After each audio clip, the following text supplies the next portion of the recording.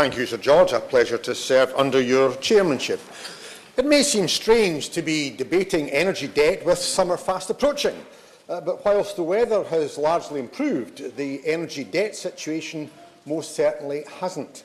It's not bright sunshine, but black clouds hanging over millions. Growing numbers in Scotland and across the UK are struggling and many drowning as debts mount, but energy needs remain constant.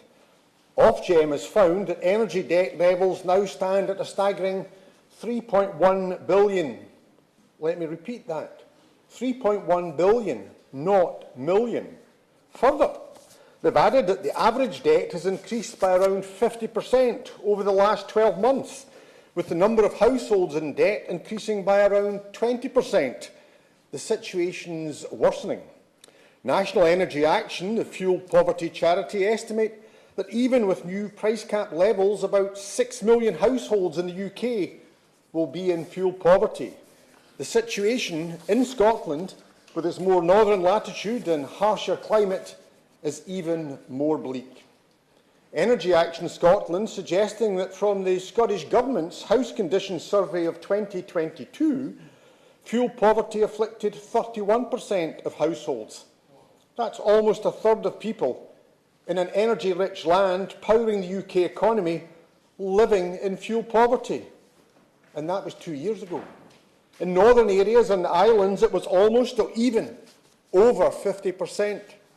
These are the parts closest to the oil and gas fields, yet denied access to affordable fuel.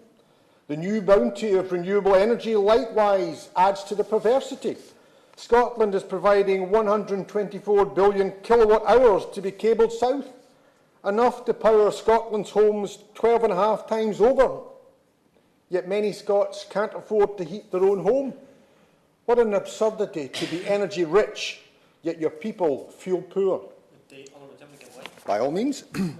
And the Honourable Gentleman for East Lothian bringing this forward, and he's right to present the issue of fuel poverty. In England it's about 13%, and he mentioned that Scotland is 31%. In Northern Ireland, Mr Chairman, the fuel poverty stands at 22%, meaning that 10% of our wages go to pay fuel. So does the Honourable Member not agree that people need help? And just as he rightly says, because the summer months are coming, that's going to get better, it doesn't mean the problem is disappearing. And indeed, we must take more effective steps right now. And we do look for the Minister for those answers. Thank you. I fully accept the member's intervention, and the issue is across the United Kingdom, including Northern Ireland, with the climatic matters worsening the situation in Scotland, but equally other factors affect other areas, and indeed, as I'll go on to say, the days of the summer months being some protection, I think, are long passing. What does it mean for those in debt? Real people, not statistics. Citizens Advice Scotland state the average fuel debt for someone seeking their help is around £2,300. That's just the average. For some it will be worse. That's also only fuel, and there may be other debts as they juggle finances trying to manage. Scope, the disability charity, during 2023 received 7,422 referrals to the Disability Energy Support Service, and of these, 364 were in debt. Disabled households require an additional £975 per month simply to have the standard of living of a non-disabled household, yet the average debt is over £1,100. According to Age Scotland, older people have been massively impacted. Their research highlights that the majority of over 50s in Scotland feel financially squeezed and are cutting back on essentials. Yet pensioners in Scotland have the highest rates of fuel poverty, with 36% in fuel poverty according to most recent data. Worryingly, 24% is classified as living in extreme fuel poverty, higher than any other household group. All those statistics will have worsened as energy prices have risen and the general cost of living likewise increased. The perversity of choosing between heating and eating growing, not diminishing, and they're not just numbers or statistics, but human beings, even children. Indeed, while spring is usually a season for looking forward with anticipation, this one has also seen the heaviest rainfall ever recorded in many parts of Scotland. With that rain comes damp and likewise cold. The days might be getting longer, but the need for heating homes remained as vital as when the nights had been longer. Climate change is making our climate more changeable, but that simply makes it more challenging, as inclement weather straddles even supposedly moderate months, heating often a year-round requirement and not just for those unwell or housebound. The seasons turn and summer will be followed by autumn and then winter, exacerbating an already difficult situation, and the thought of colder months to come sending a shiver through many from fear, not cold. Energy just isn't about access to heat, but power, allowing the mother to power the washing machine to keep her kids clean and tidy, the parent to power the school laptop, ensuring those same children can achieve their full educational potential, individuals to charge their phones, to access employment opportunities benefiting not just themselves, but our society collectively, rather than berating and punishing people for not being in work.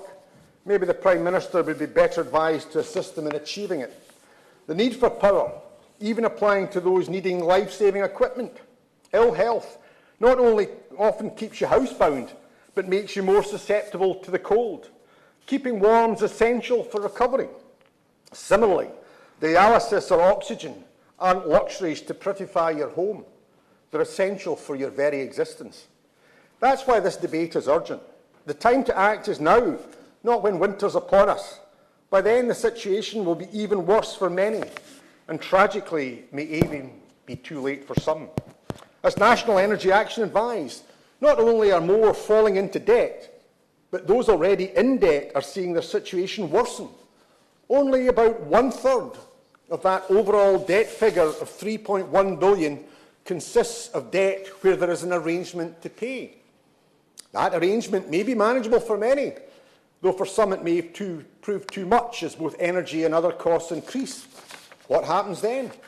For already two-thirds of that debt, over £2 billion, consists of what's termed arrears. That's defined as debt without a repayment arrangement, no plan of how to repay, struggling to meet current bills without even considering meeting arrears that have accrued. How do they get through this spring, let alone winter? For many, they see no way out of the morass facing them. It's why action is needed to address energy debt every bit as much as the continuing crisis of energy costs. Ofgem has called for inputs on debt and affordability, with submissions closing on 13th May. But Ofgem are a creature of statute. They can only do what they're authorised to do, and the parameters and final decision remaining with government. Another reason why this debate is apposite. It's not just that the situation is worsening, but the decisions must be made now. Those facing this crisis with the burden weighing them down are not the feckless or ne'er-do-wells who never seek to pay their way. Instead, it's the poorest and most vulnerable in our society. This isn't a won't-pay campaign, as I once ran in Scotland against Thatcher's poll tax. This is a simply can't-pay situation by those who just don't have the cash or wherewithal. For another cruelty for our energy market is that those with least pay most, hence facing the highest risk of debt, not just difficulty in paying their bills. Energy costs have increased for all, but the proportion paid by the poorest and most vulnerable is greatest.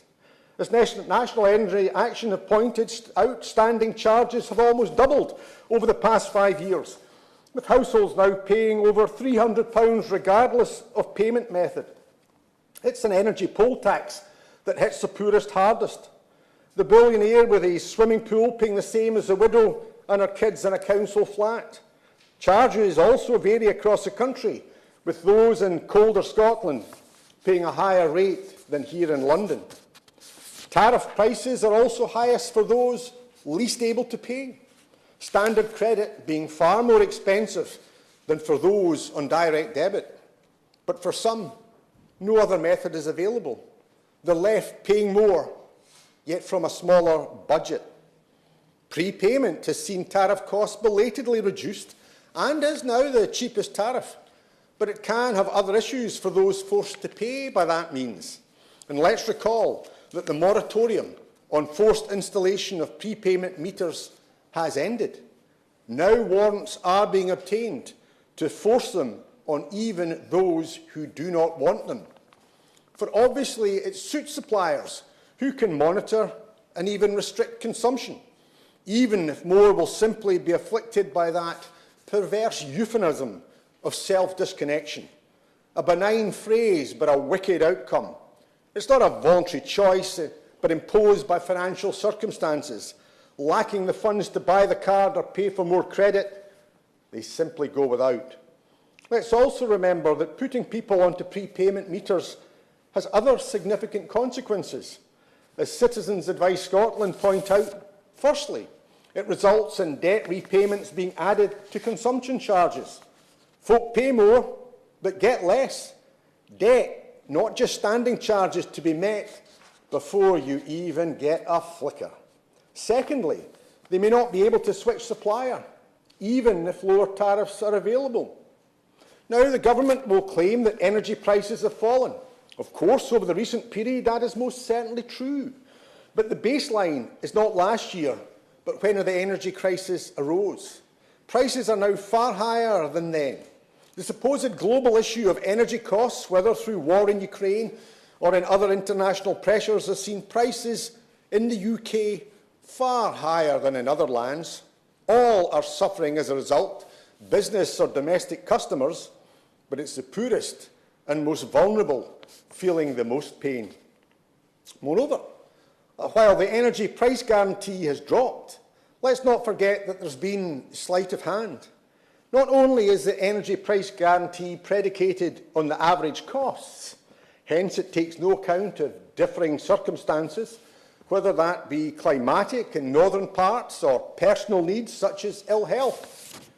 But the average consumption of energy used in formulating it was reduced, as it was stated that household insulation had improved.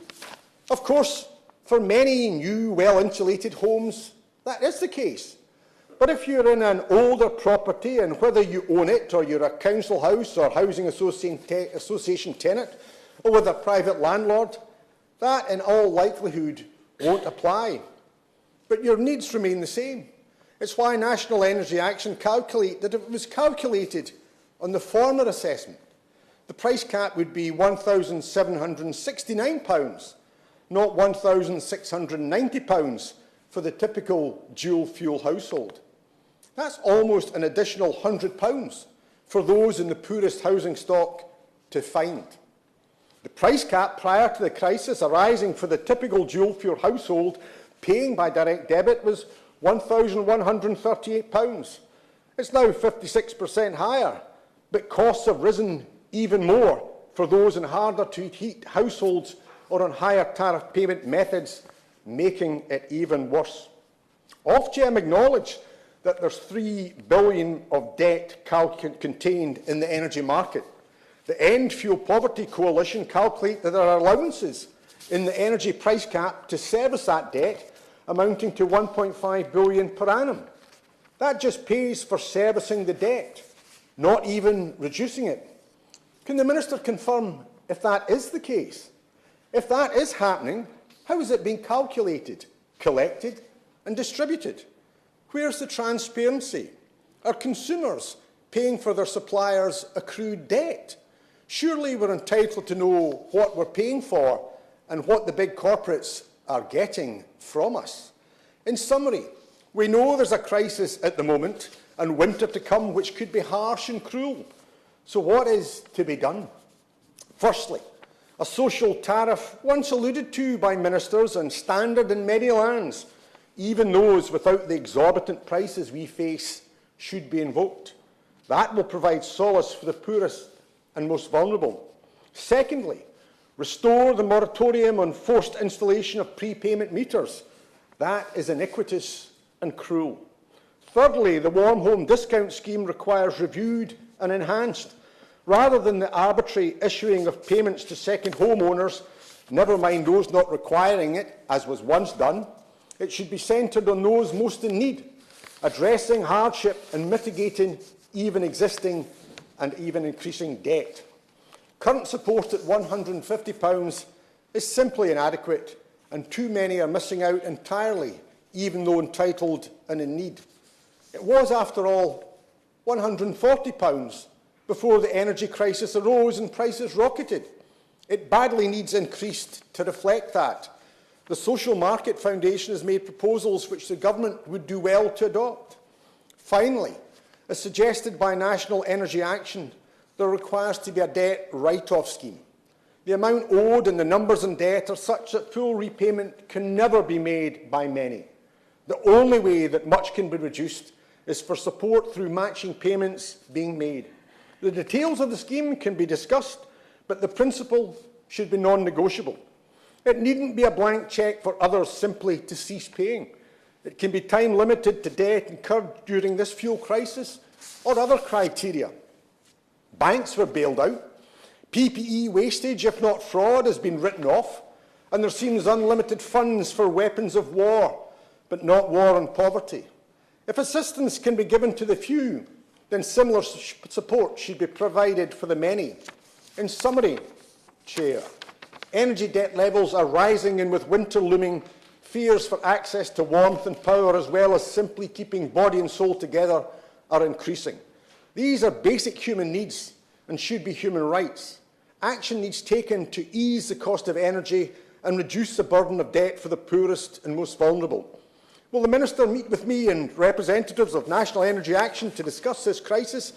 Even more importantly, will she address the perversity of fuel poverty in an energy-rich land?